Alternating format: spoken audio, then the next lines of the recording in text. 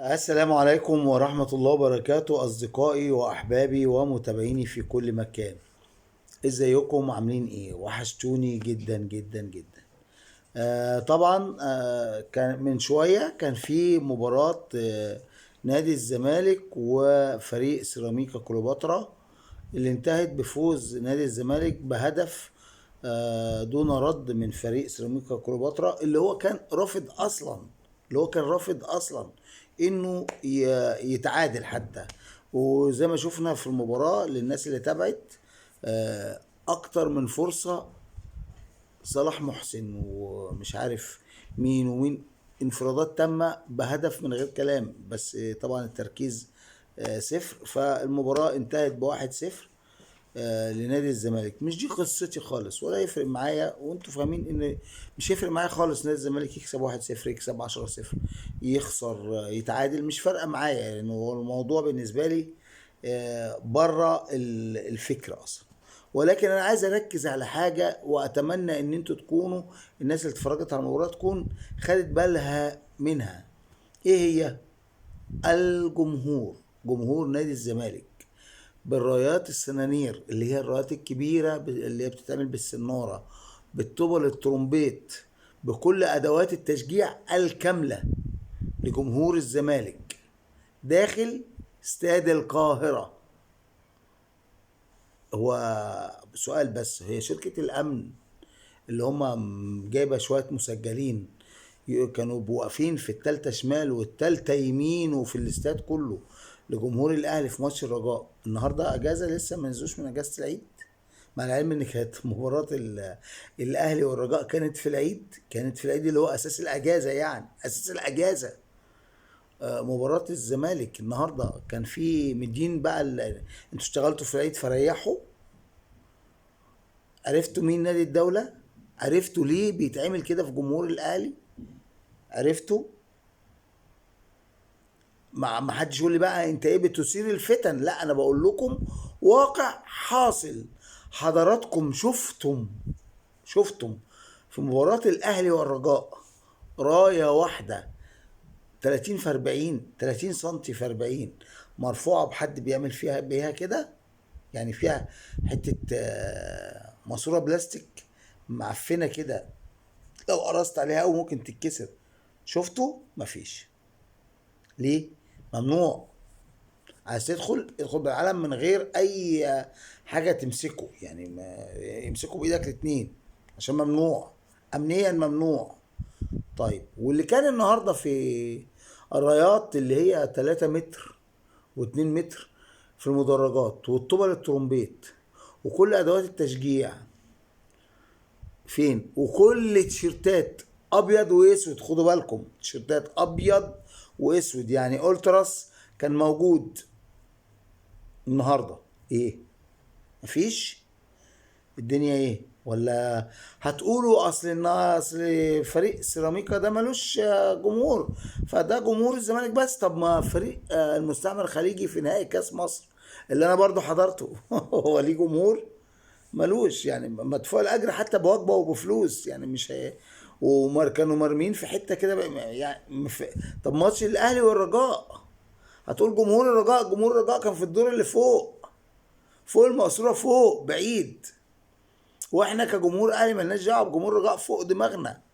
إن المغاربه كلهم فوق دماغنا، ناس محترمين، وخاصه جمهور الرجاء جمهور محترم وقريب الشبه جدا من جمهور الاهلي.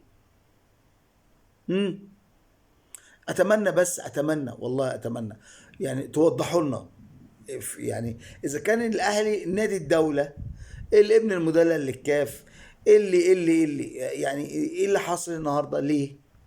ليه؟ عشان يطلع لي الاستاذ المحامي محمد رشوان ويقول لك اصل الجمهور والحكايه، ويحاول يبرر للامن، ويحاول يبرر لشركه الامن الخاصه اللي هي مش خاصه، اللي انا ما زلت اصر ان هي مش خاصه.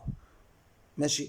وطلع مبررات عشان يطلع لي الاستاذ ابو المعاطي زكي ويقول لك الداخليه بره الاستاد فقط، تؤمن خارج الاستاد، ما بتدخلش الاستاد برضه.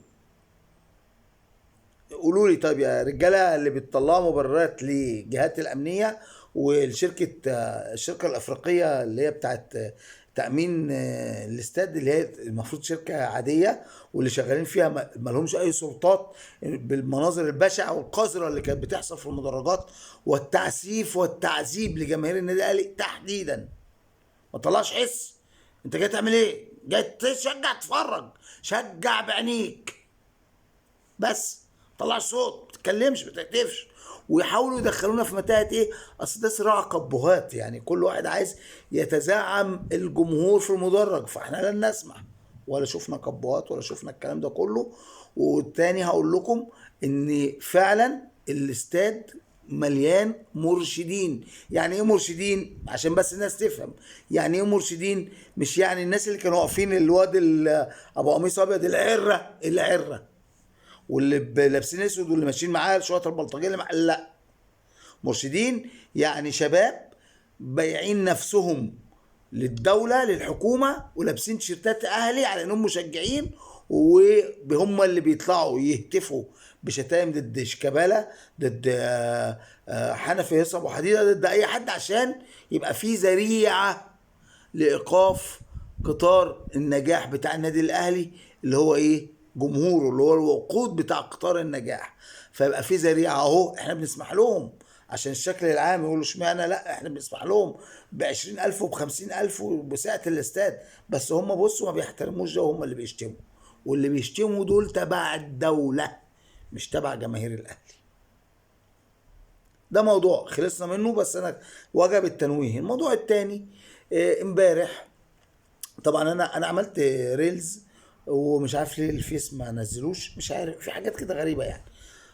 امبارح كان في مباراتين كرة قدم في نادي الاهلي وفي نادي الزمالك. المباراتين بين الاهلي وبين الزمالك. مباراة 2003 كانت في الزمالك، وانتهت بفوز الاهلي 2-1، وهقول لكم الاحداث اللي حصلت. ومباراة الاهلي والزمالك ل 2006 كانت في نادي الاهلي، وفازت وانتهت بفوز الاهلي 5-2. خلينا في مباراة 2-1 بتاعت 2003. 2003 يا فندم، الشباب بعد ما فازوا وخدوا بطولة، ده مش فوز عادي، ده بطولة دوري، من حقهم ان هم يفرحوا، ان هم يحتفلوا بالفوز وبالنصر. لا لا لا لا، مش عندنا. اطلع بره في الشارع، بره، ما تغيرش حتى هدومك، اطلع بره النادي، احتفل، اعمل بره في الشارع. لكن عندنا هنا لا، ما تفرحش. انت تغلبني وتهتف وتبقى فرحان؟ لا. هي دي قيم ومبادئ الزمالك، هي دي قيم ومبادئ رئيس نادي الزمالك والمسؤولين والقائمين عليه. امبارح برضو الريلز انا كنت عامله على غلق نادي الزمالك، اللي طلعوا كدبوا، وطلع بعد كده هو فعلا غلق. اتغلق غصب عنه، غير انه اتغلق، احتجز آه، الصحفيه، ولما صوتت واتصلت بالشرطه وبالنجده فتحوا لها الباب وقالوا ما حصلش. وطبعا حنفي يصب ابو حديده ما جابش سيره ده خالص، وعارف انه احنا بنقول عليه حنفي يصب ابو حديده. وطلع في فيديو على قناه، على مسرح الزمالك كوميدي، يقول لك اصل الحديده وانا بحبها وما اقدرش اسيبها، وهاتوها وانا بكلمكم جوه من جوه النادي، بعد ما هو النادي فاضي خاوي على عروشه. هو بيستعبط الناس، هو مش بيستعبطنا احنا، هو بيستعبط الجمعيه العموميه، وبيستعبط الناس اللي شغالين معاه. هو بقى هم احرار، هم عبط في بعض، هم كويسين مع بعض وبتاع، ملناش دعوه يعني. فهو ده اللي بتقولوا عليه، هو ده نادي الزمالك، هو ده المسؤولين والقائمين على منظومه الزمالك، هم دول اللي خاطفين نادي الزمالك. وطقم هزازين الرؤوس اللي كان جايبهم امبارح خالد الغندور، خالد المغدور، لان هو عنده حقد باين ضد الاهلي، حقد. والواد بتاع فرخه ده بتاع الفراخ، مع احترامي للفراخ، والمخبر صبحي حسين ده، والولد التاني اللي مش عارف مين معاهم، والله كان حد كده تاني برضو، يعني شوية عبط كده طالعين بيغلطوا وبيقولوا كلام مغلوط وكهربا. خلاص، هو خالد الغندور خلاص، يعني هو كهربا، هو امام عاشور، هو مش عارف مين، هو مين.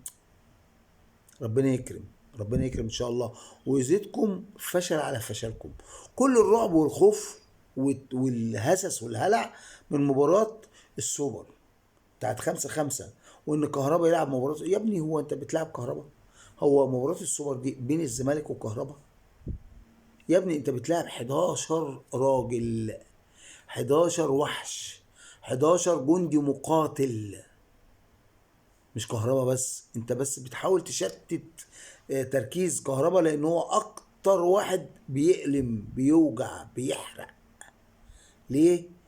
لانه بيعرف يحط صح، اللي هو ايه؟ الجون.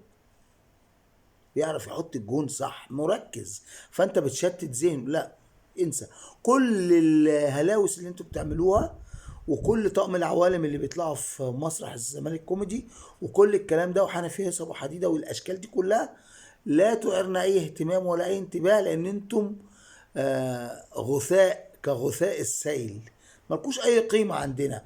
احنا في تارجت بنحققه رغم تكاتف كل الجهات المعنية والغير معنية من الدولة ومن مسؤولين الدولة ومن مسؤولين الكاف ومن كل حتة للمحاربة نادي الاهلي، الا ان الوحش الافريقي غول افريقيا لا يستطيع ان يقدر عليه احد. ليه؟ لأنه بالأمينة بالإيمان والعزيمة والإصرار وباحترام وأدب وأخلاق القائمين عليه وجماهيره الوفية، إن شاء الله مستمرين في النجاح. محدش هيقدر يوقفنا بإذن الله رب العالمين، بإذن الله رب العالمين.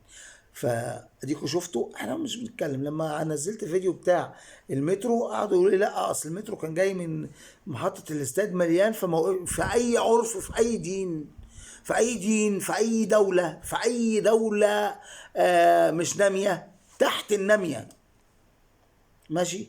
يعني ايه مترو ولا قطر اصله زحمه فما وقفش في المحطه دي؟ طب هو زحمه، هو زحمه فعشان ما حدش هيعرف يركب، مش وارد جدا في ناس نازله المحطه دي؟ ولا انت حضرتك خدت استطلاع رأي في كل الركاب اللي في المترو الزحمه جدا اللي انتوا بتقولوا عليه؟ ودي طبعا مبررات فاشله وعبيطه وهبله. بتقول لك اصل المترو هيركب مين؟ انت تقف وتفتح واللي يركب يركب واللي ما يركبش ما يركبش، واحد نازل انا نازل يا اخي. عرفتوا؟ هي دي الدولة، هو ده محاربة كل ما هو ناجح في هذه البلد للأسف. اتقوا الله، اتقوا الله في بلدنا في مصرنا الحبيبة، لأن اللي جاي لسه هيبقى مرار طافح، مرار طافح. احنا عندنا اخواتنا وحبايبنا السودانيين، اخواتنا وحبايبنا رغم تطاولهم علينا واهانتهم لينا والفيديوهات بتاعتهم على التيك توك وعلى وسائل التواصل الاجتماعي والاهانات، واحنا هنبيع لكم الميه بالافات الدولارات، واحنا سبحانك يا رب يمهل ولا يهمل. والله مش شماته، ولكن ربنا بيقول لهم اهو شفتوا بتطردوا بمزاجكم بره بلدكم، ومش هتلاقوا حد فاتح دراعاته غير مين؟ غير مصر، لان احنا في الاول وفي الاخر مصر والسودان دي دوله واحده، دوله واحده. فانت مش هتلاقي ملجأ ليك غير مين؟ ومش ملجأ، انت لست لاجئ. واسأل اللي قاعدين، واسأل اللي قاعدين قبليك من قبل الحرب. انت مش لاجئ، انت صاحب بيت وصاحب بلد وعلى راسنا. بس ان شاء الله طبعا كل ده الوحيد اللي اللي بيحاسب على الفاتورة دي هو المواطن المصري، لا لشيء الا لانه هو المواطن الكبير اللي بيحتوي كل اشقائه، مغاربه وسودانيين ويمنيين ولبنانيين وليبيين وعراقيين وكل حاجه فيها عين بتيجي تقعد هنا على البسين، واحنا اللي بنشيل الطين بس على قلبنا زي العسل. يلا انا مش عايز اطول عليكم، بس حبيت انوه اوريكم هذا هو الفرق بين وبين فرقة فاشلة برئيس فاشل بمنظومة كاملة فاشلة، محاباة ووزير الرياضة الشباب والرياضة لا ده سايلنت خالص، يعني مش مشغل حتى الفايبريشن، وفرقة ناجحة بقيادة ناجحة ومحترمة بجمهور راقي وواعي بتتحارب من كل الدنيا. وإن شاء الله لن يصح إلا الصحيح، والصحيح في هذه الدولة هو نادي الأهلي فقط. أشوفكم على خير إذا كان في العمر بقية. السلام عليكم ورحمة الله وبركاته.